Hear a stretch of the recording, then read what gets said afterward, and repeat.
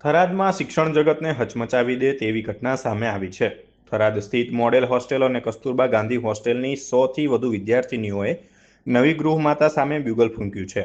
હાથમાં બેનરો અને મોઢા પર આક્રોશ સાથે આ દીકરીઓ હોસ્ટેલના રસ્તા પર અડીંગો જમાવીને બેસી ગઈ છે। વિવાદનું મુખ્ય કારણ ગૃહમાતાની અચાનક થયેલી બદલી છે। અગાઉના ગૃહમાતા સોનલબેનની બદલી કરીને તેમની જગ્યાએ આશાબેનને મૂકવામાં આવતા વિદ્યાર્થીનીઓમાં ભારે રોષ જોવા મળી રહ્યો છે। વિદ્યાર્થીઓનો સ્પષ્ટ આક્ષેપ છે કે તેમને જૂના ગૃહમાતા જ જોઈએ છે। આ વિરોધ એટલો ઉગ્ર છે કે પરીક્ષાનો સમય હોવા છતાં વિદ્યાર્થીનીઓએ અભ્યાસ છોડીને હડતાળનો માર્ગ અપનાવ્યો છે।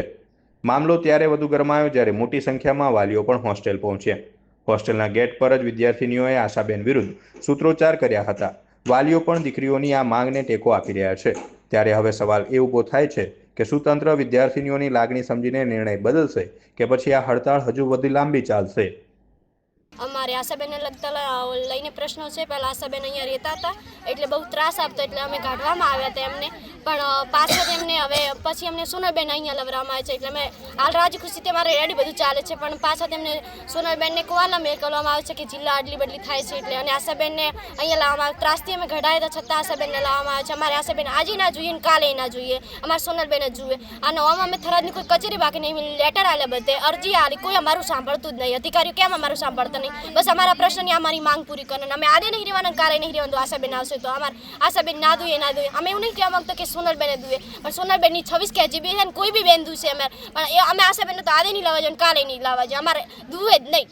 બસ આટલું કહેવા માંગુ છું। અમારે અધિકારીઓ અહીં કનાવે, અમારી માંગ પૂરી કરે, બસ અધિકારીઓને આવું જ પડશે ફરજિયાત। અમે સવારના ભૂખ્યા અને તરસે બેઠા છીએ, કોઈ સાંભળતું નથી અમારી વાત। અમારી પરીક્ષા હાલમાં ચાલુ છે તો પણ અમે પરીક્ષા પણ લખવા નથી ગયા કે જ્યાં સુધી મને ન્યાય ના મળે ત્યાં સુધી અમે અહીંયા જ બેઠા રહીશું। ઉઠવાના જ નહીં, અમે ઉઠવાના જ નથી જ્યાં સુધી અહીંયા અધિકારી ના આવે ત્યાં સુધી અમે સાંજ સુધી પણ અહીંયા બેઠા રહીશું। અમે આંદોલન કરીએ છીએ। અમારે આશાબેન નહીં જોતા, એ પહેલાં અમે જ તેમને અહીંયાથી બદલી કરાવીને તેઓને અહીંયાથી કાઢ્યા હતા। હવે જિલ્લો નવો બન્યો છે તે સરકાર પાછા તેમને અહીંયા પાછળ આવે છે। એ કેમ? પહેલાં તેઓ અમને ખૂબ ત્રાસ આપતો, એમનો પરિવાર અમને ખૂબ જ ટોર્ચર કરતો। આશાબેન અમને અપશબ્દ બોલતા, ઢોર જેવીઓ ભૂંડ જેવીઓ તેવા અપશબ્દ બોલતા, આમ છોકરીઓને મારતા અમે તેઓને અહીંયાથી બદલી કરાવીને મુકાયા અને ત્યાંથી સોનલબેન અહીંયા લાવવામાં આવે। અમે 1 વર્ષથી તેમ સોનલબેનની સાથે બહુ જ ખુશી થઈને રહીએ છીએ અને તેઓ અમને પૂરતું અમારું જે પણ અમને માથી પણ વધારે રાખે છે।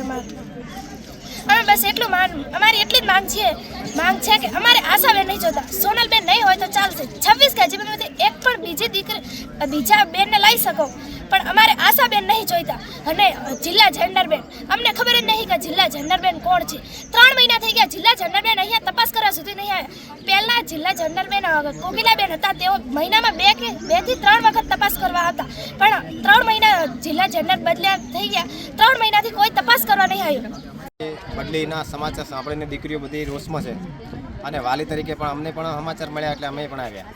અને સોનલબેનની બદલી કરી અને આશાબેન જે અમુક સમય પહેલાં 1 વર્ષ પહેલાં અહીંયા ફરજ બજાવી ચૂક્યા હતા, એમના વહીવટમાં પહેલાં પણ ગેરરીતિ વર્તાણી હતી, જેમ કે જંબામાં ડેડકું આપવું, પ્લાસ્ટિકના ટુકડા આપવા, સ્ટેશનરી બારોબાર બાયપાસ વેચી મારવી, આવા ઘણા બધા આક્ષેપો હતા। અને સીએમ પોર્ટલ પર આ બધી રજૂઆતો કરતાં આશાબેનની બદલી થઈ હતી અને વરે પાસે સીએમ પોર્ટલ પર અમારા જેવા કોઈ બીજા વાલીઓએ અરજી કરી અને આશાબેનને પાછા લાવે છે। દીકરીઓની બધાની માંગ એવી છે કે ભલે સોનલબેનની બદલી થાય તો વાંધો નહીં, પણ આશાબેન સિવાય કોઈ પણ વોર્ડન તરીકે મેડમ આવે તો અમે બધા સંમત છીએ, વાલી પણ સંમત છીએ।